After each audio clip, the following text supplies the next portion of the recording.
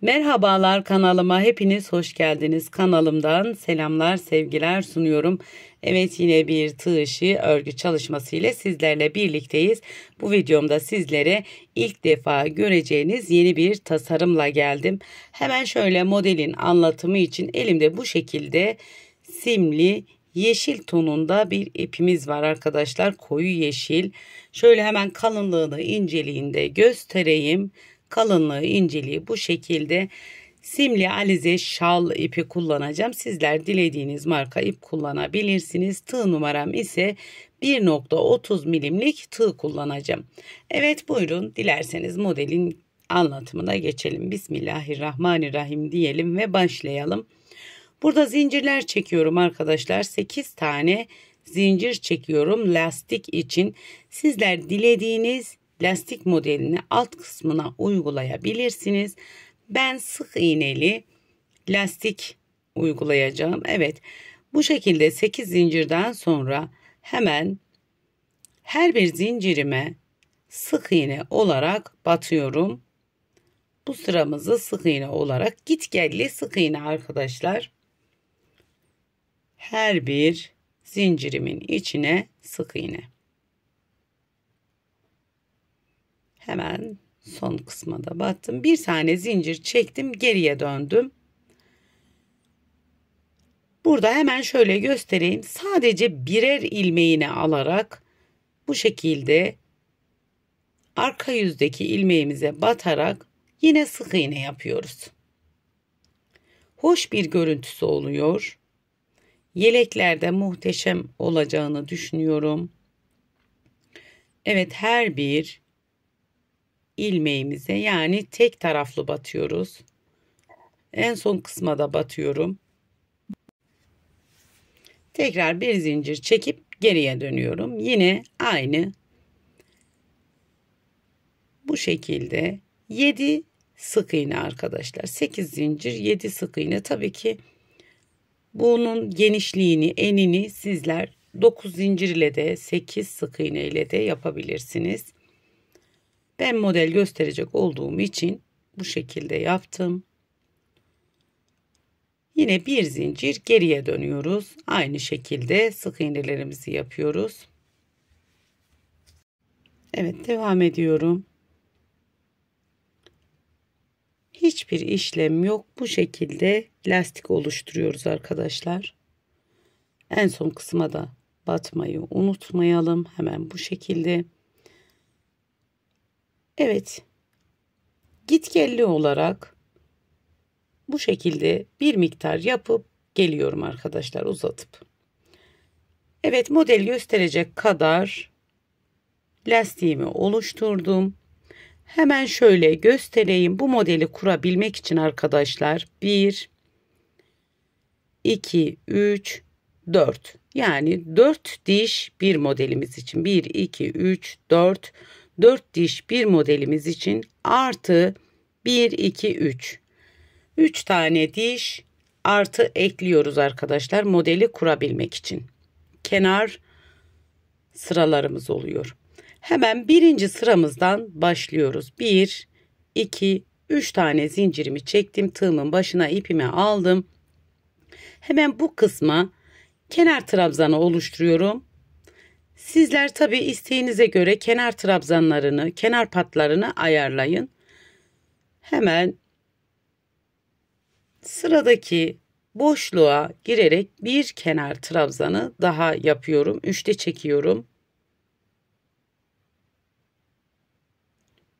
Hemen tığımın başına ipimi aldım. Burada bir diş atladım. İkinci sıraya trabzan 1. Aynı yuvanın içine 2 üçlü trabzan.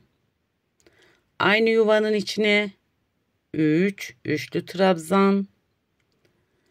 Aynı yuvanın içine 4 tane üçlü trabzan yaptık. Burada 1, 2 zincirimi çektim. Devam ediyorum. Tığımın başına ipimi aldım. Aynı yuvanın içine tekrardan üçlü bir trabzan. 1, 2, 3, 4. 4 tane trabzan yaptım. Yine tekrar.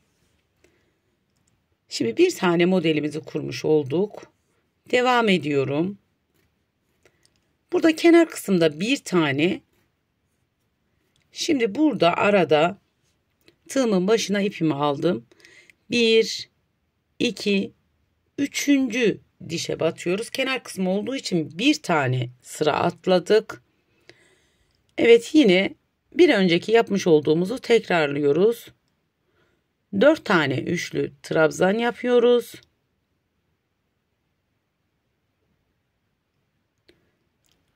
Yine arada zincirimizi çekiyoruz. Aynı yuvanın içine yine 4 tane üçte çektiğimiz trabzanımızı yapıyoruz. Modelimiz sadece 2 sıradan oluşuyor arkadaşlar. Gerçekten çok kolay, gösterişli bir model. Evet, bu şekilde tekrar 3. modelimi kuruyorum. 1, 2, 3. sıraya batıyorum. Yine 4 tane trabzan yapıyoruz. 2, 3, 4.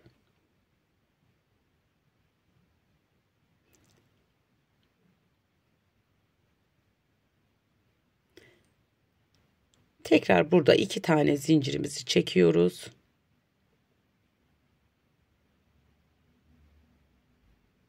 Tığımın başına ipimi aldım. Aynı yuvanın içine 4 tane daha trabzan yapıyoruz. Birinci sıramız bu şekilde oluşuyor arkadaşlar.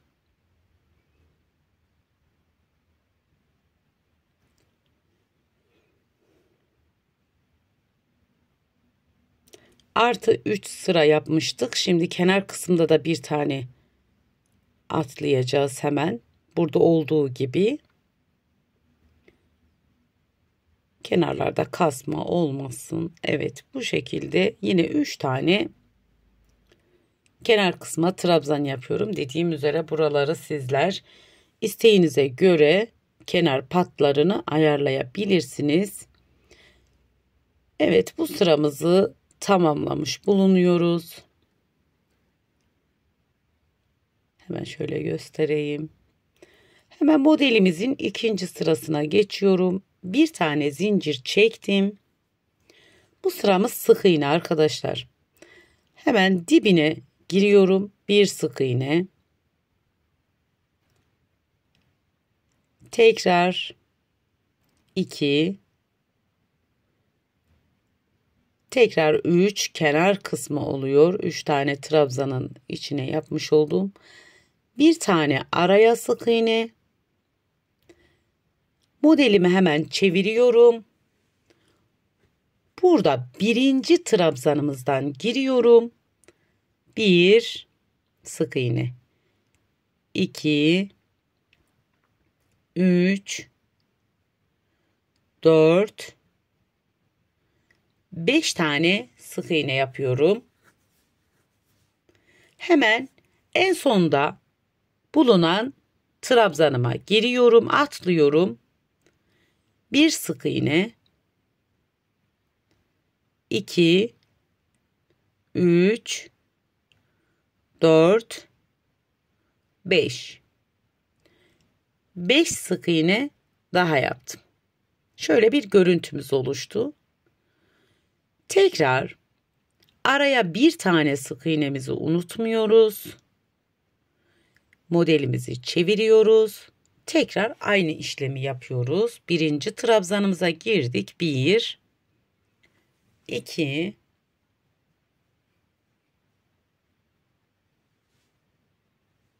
3 4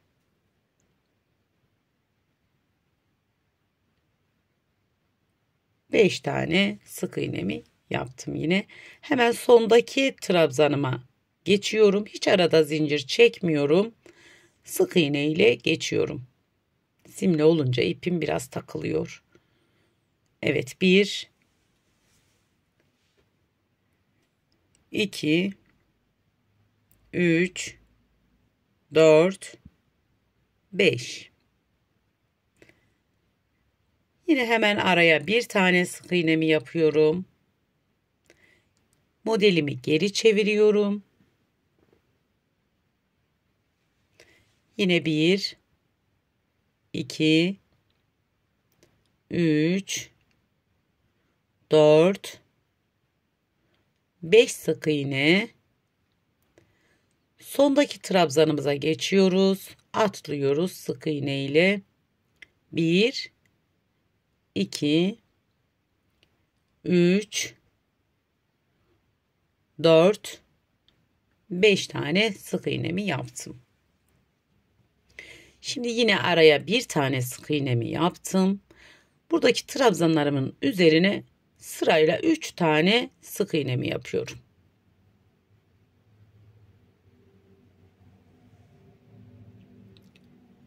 Evet.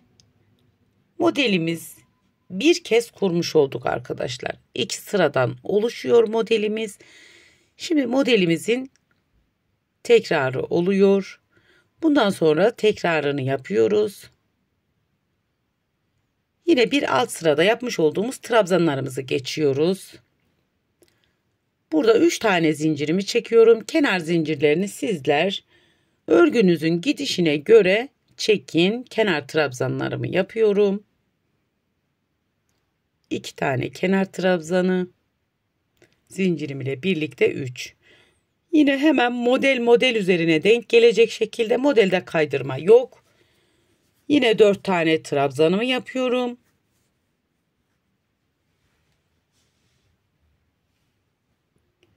Evet, 4 tane trabzanımı yaptım.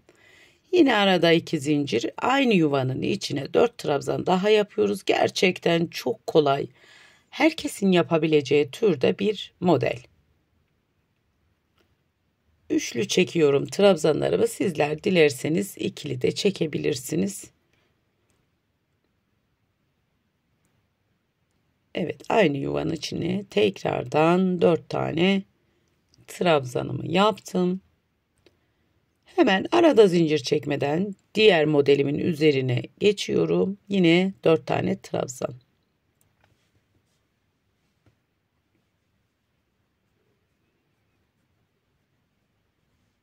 Yine aynı yuvanın içine 2 zincirimizi unutmuyoruz. Yine tekrar 4 tane trabzan yapıyoruz.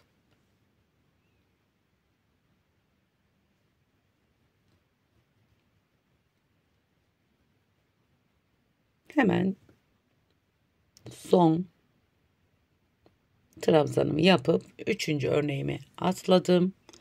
Yine 4 tane trabzan.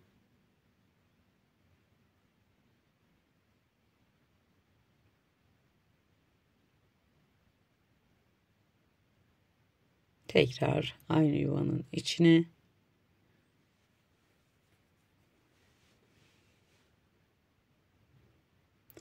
Modelimiz ilerledikçe kendini gösteriyor. Tabii ki şimdi daha çok küçük.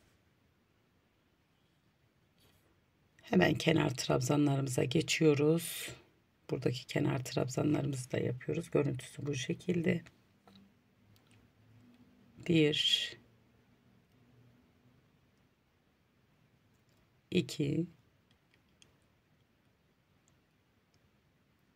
3 tane kenar trabzanı yaptım. Bir zincir ile geriye dönüp yine sık iğnelerimizi yapıyoruz. Modelimi ikinci kez anlatıyorum. Modelimizin ikinci sırası. Yine sık iğnelerimizi yapıyoruz. 5 tane sık iğne yapıyorum.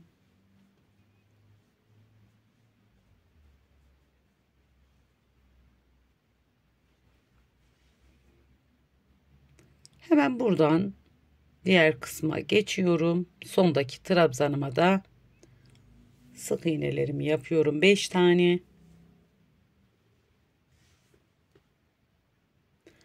Araya bir tane sık iğnemizi unutmuyoruz. Yine geriye çevirdim. 5 tane sık iğnem tekrar.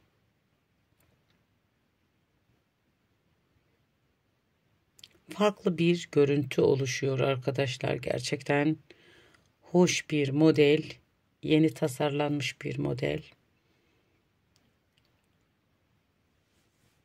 Evet, yine 5 tane sık iğnemizi yapıyoruz.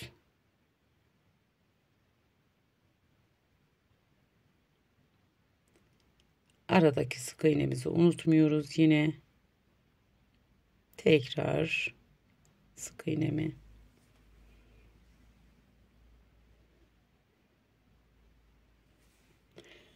Dediğim üzere farklı lastik üzerine bu modeli kurabilirsiniz. Tek sıra trabzan üzerine kurabilirsiniz. Zincir üzerine kurabilirsiniz. Bu şekilde lastik üzerine kurabilirsiniz. Kenarda da yine sık iğnemi yaptım. Kenar trabzanlarımın üzerine de sık iğnelerimi yaptım. Evet, modelimizi 2 kez kurmuş olduk arkadaşlar. Modelimizin gerçekten görüntüsü bu şekilde. Çok hoş bir model. Evet, şöyle göstereyim. Daha önce büyük parça üzerinde yapmış olduğum modelimi de sizlere göstereyim. Evet, modelimizin ilerlemiş hali gerçekten arkadaşlar her bir taraftan farklı bir modelmiş gibi görünüyor. Böyle bu şekilde döndürdüğüm zaman bir farklı, bu şekilde yakadan başlamalı örgüler için bu şekilde görünüyor modelimiz. Yandan bir farklı görünüyor. Gerçekten sanki 2 renk ip kullanmış gibi oluyor. Modelimizin görüntüsü bu şekilde arkadaşlar. Evet, bu modeli ben nelere yakıştırdım. Yelek güzel olur. Ceket yapabiliriz. Bluzlarda kullanabiliriz. Eto şal yapabiliriz. Hemen arka yüzünde göstereyim. Arka yüzü de tertemiz duran hoş bir örnek diye düşünüyorum. Bu renk ipime de çok hoş durdu. Evet arkadaşlar, modelimizin görüntüsü bu. Modelimi ben çok beğendim. Umarım sizler de beğenmişsinizdir. Evet arkadaşlar, bir videomuzun daha sonuna geldik. Bu aşamaya kadar beni izlediyseniz bir beğeni, bir yorum yapmayı lütfen unutmayın. Bir sonraki daha güzel modellerde, daha güzel örneklerde buluşmak dileğiyle. Allah'a emanet olun. Hoşça kalın. Kendinize iyi bakın.